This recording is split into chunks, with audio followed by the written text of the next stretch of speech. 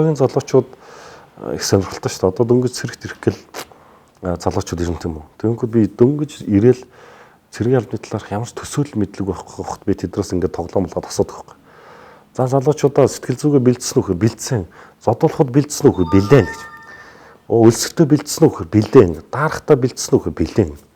За уучлаарай залуучуудаа одоо та нар нэг жилд ийм өрдөөс өвцөхгүй. За магадгүй хэлхийн манаа даарах. Тэр зодуулах үсэх гэдэг бол хоёрд одоо байхгүй.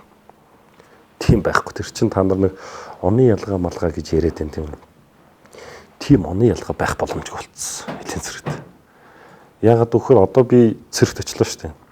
5 сард би очиод магадгүй 11 сарын цэргүүдийн бид нар халд цэргэн гэж яриад байна шүү дээ. Одоо би 5 сар цэрэгт очиод би халд цэргийг нэг ч харахгүй. Тийм үү? Халд цэрэг гэж байхгүй надад. Тэгээд 11 сард байхад дараагийн цэргүүд ирнэ. Тэгэхээр би шинэ цэрэгээ бас нэг ч харахгүй байхгүй. Ингээл тус. Ингээд ердөөсөө циклээр би надад хал шинэ цэрэг гэж харахгүй би цуг гэсэн найзуудтайгаа очиод нэг жил болчиход буцаа явна гэж оны ялгаа гэж.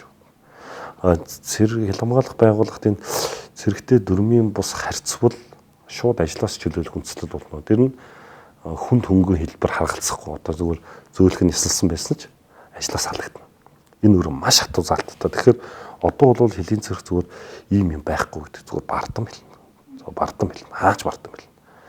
Магадгүй харьцааны зөрчил гарсан тохиолдолд залуучууд маань, найзууд маань хоорондоо нэг 0 орохдоо үл ойлголцоо нэг тамхи тарианаас суулаач юм. Нэг залуучуудын хооронд нэг үл ойлголцох асуудал зөвхөн цэрэгтэр биш шүү дээ. Хаасайг бол сургууль дотор ч болж л гэдэг л асуудал шүү дээ. Тэг дааш гэртээ ч ахт үс моталцдаг л шүү дээ. Тэгэхээр яг иймэрхүү юмнууд бол яг болж байгааг үсэхгүй.